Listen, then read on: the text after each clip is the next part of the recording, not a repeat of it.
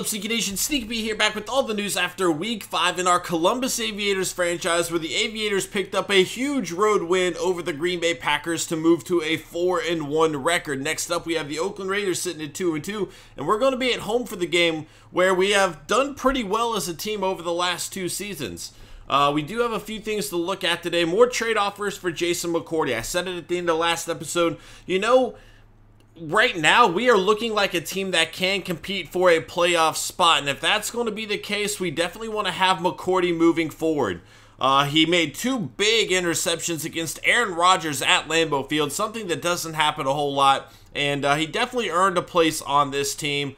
Our defense still does need a lot of work. However, right now we're competing. You know, if we were looking at another outside of the playoff race, you know, if we weren't going to be in the playoffs, we'd likely make that trade to pick up a future asset. But right now, if we have a chance to compete, I want to put the best players on the field, and he kind of proved last week his value to this team.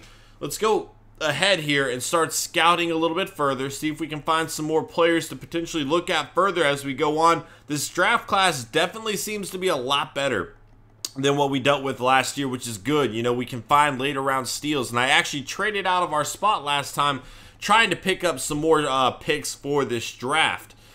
Going down the list here, let's see what we got. We also have to check out the injuries. That's obviously going to be a big thing moving forward. You know, Bishop Sankey and Curtis Harden both went down with injuries. Those are 2 huge players in our high-flying offense, and without them, we could be in a world of trouble. It's definitely something that we're going to have to be a little worried about moving forward, especially if they're out for a significant amount of time. So hopefully that's not the case. Hopefully our backups can step up. Now, we are getting Dexter McCluster back. He's coming back from injury. Perfect timing for him to come back, obviously. You know, it definitely wouldn't have been good had we been missing both McCluster and Sankey. But with McCluster coming back, we still feel okay in that regard. McCluster was actually probably even playing better than Sankey before his injury. Now, will he return from injury in the same regard? I don't know. We'll have to kind of wait and see how all of that plays out. But, you know, it's going to be an interesting few weeks if these injuries are something significant here. We will wait and save upgrade points for next week. Let's go ahead and check out our injury report, see what we got going on here. And Bishop Sankey is out for 3 weeks with the foot fracture. Curtis Harden is out for 4 weeks. We knew about Mason Foster. Having these 2 guys out are huge, though. This is not good for the Aviators at all right now. I'm definitely worried, especially Curtis Harden. You know, when our offense seems to get in a little bit of a rut, he's the guy that we've been turning to make a big play, and he has always come through for us. Not having that option definitely could hurt our team moving forward. Bishop Sankey, again, we have Dexter McCluster coming back. I'm not quite as worried about this injury. It definitely is a blow to our team. However, we have Dexter McCluster. I feel okay there. What we might do is look into something really quick. Now, as you can see here, next week we do have a bye, so we are going to have an extra week to rest those players. They're not going to miss a full game that week, which is definitely good. Let's go ahead and look through our roster really quick, see if there's a move we can make, though, because I'm definitely a little concerned with the injuries that we've been facing right now. However, we're still in that same predicament of there's nobody to really cut. Maybe cut a center. We might have to lose some ground here. You know, I hate cutting a guy who's as young as he is. I mean, he's only 24. This is only his 2nd year in the NFL. However, we got a rookie right behind him. And, you know, he's 3 years younger, only 2 overall behind him. Let's check out their stats side by side, see what we got. Pass block. All right, so Harris is a little bit better at run blocking. Obviously, Gallick's a little bit better at pass blocking.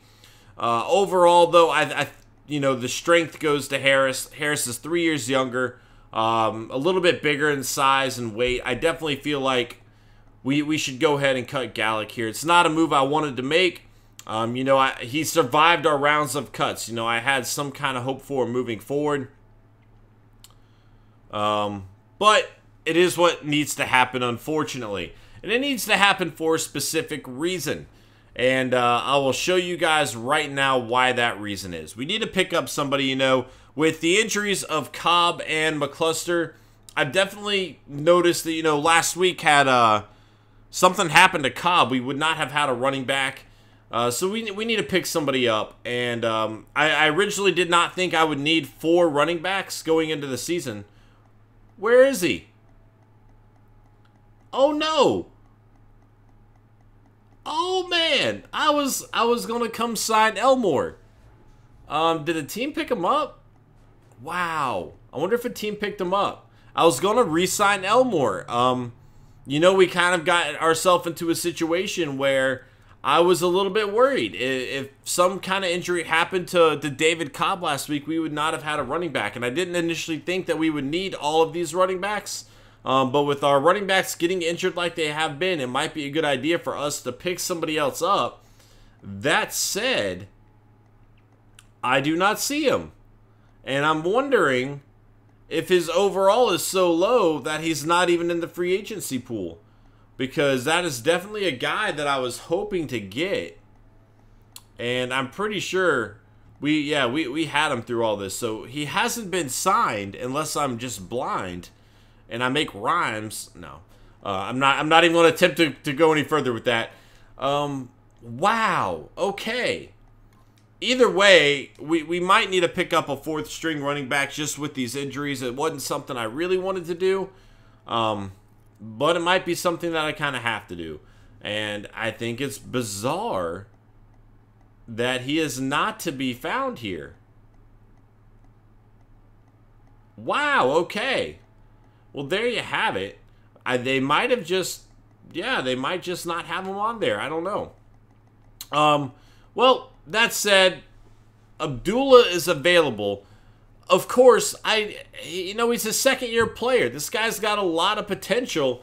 Why he's down here, I don't really know. He should not be a free agent right now. Overall, though, I don't really think I need him.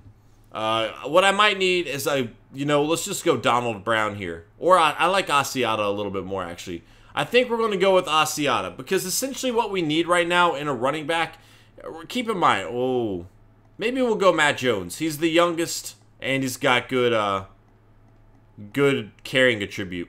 Let's go with Matt Jones. And the reason we're doing this is he's a 4th string guy. You know, he's not really going to get off the bench a whole lot. Mostly we want to have him there in case of those injuries. And if those injuries do occur, you know, we need a guy that's going to be reliable. He just needs to hold on to the ball at that point, not fumble the game away. And so we'll go ahead and sign him for now. I was really looking forward to getting Elmore back, but I guess that's not an option. So next up, let's go ahead and check out the depth chart for the Oakland Raiders. Let's also check out to see if they have any injuries going on here. Boy, I'm bummed. I definitely thought I'd get Elmore back. No injuries for them. They are at full strength right now, and that could be trouble for us as they definitely have some weapons that could hurt our defense, which tends to struggle quite a bit. Let's check it out now. Raiders at quarterback, obviously, Derek Carr leading the way. Espinosa, a rookie out of Indiana, going to be his backup at running back, Latavius Murray. And Trent Richardson at fullback, Marcel Reese, a guy everybody knows I like quite a bit. Wide receiver, they ended up signing T.Y. Hilton, a big move for them. And they're pairing him with Amari Cooper. This is a great young receiving core that the Raiders have put next to Derek Carr moving forward. And it's definitely something we're going to have to keep an eye out. They also have Larvery Patrick, a 6'4 rookie wide receiver out of LSU. Let's check out what his speed is. His jump 97, speed 96. I mean, this is a huge weapon for them. Pretty much kind of a lot like Curtis Harden. You know, you have 3 great weapons here for Derek Carr to work with. And again, our defense has struggled. This could definitely not bode well for us, to say the least. Going through their offensive line, Gabe Jackson, a guy, you know, obviously we're familiar with quite a few of the players throughout this list here. But they have a bad right side of the offensive line. The left side's pretty solid, though. Justin Tuck captaining that defense. Ryan Davis going to be next to him there. Dan Williams and Brandon Bebane. I don't know if I said his name right. I probably didn't. Khalil Mack, 99 overall. The sack attack. Curtis Lofton at middle linebacker. A.J. Hawk, a veteran linebacker there. C.O. Moore at right outside linebacker for him. At cornerback, Patrick Robinson, T.J. Carey, and D.J. Hayden with Devion Rogers, a rookie from Miami, and Keith McGill at free safety, Dwight Lowry, and at strong safety, Nate Allen. So they definitely got, you know, an improved team. They still have a lot of work to do, but this is a team going in the right direction right now. That T.Y. Hilton signing is huge for them, as well as their rookie wide receiver. He's definitely a guy that we are going to have to be worried about coming forward in this next game. Let's go ahead and check out the weekly stats, see what we got going on here. And Russell Wilson, 33 of 43, 438 yards, 4 passing touchdowns for him. Blake, a cornerback for the Falcons, 5 tackles, 2 interceptions, a fumble forced, a fumble recovered, and a touchdown. What a monster game from him. Cromartie with 5 tackles, 2 interceptions, and a touchdown. And Scott Tolzien, quarterbacking for the New England Patriots, 23 of 35, 251 yards, 3 passing touchdowns, 1 interception. Tolzien's actually a quarterback I like quite a bit, and I would love to see him start somewhere in the NFL, at least for a week, to see what he could do. But that is going to be it for this episode, guys. I hope you enjoyed. Actually, let's work on the sliders a little bit more before we get going. Just a wee bit more. And then that'll be it for the episode. Let's see what we can do here. Pass coverage. We'll move it up a little bit more. See if we can make this a little bit more difficult for both sides. You know, that's what we are trying to do there. So let's see if that makes any kind of difference. And that will be it for this episode, guys. Thank you so much for watching. I hope you enjoyed. Please hit that like button if you did. And I will see you guys in Week 6 as we take on the Oakland Raiders. Later.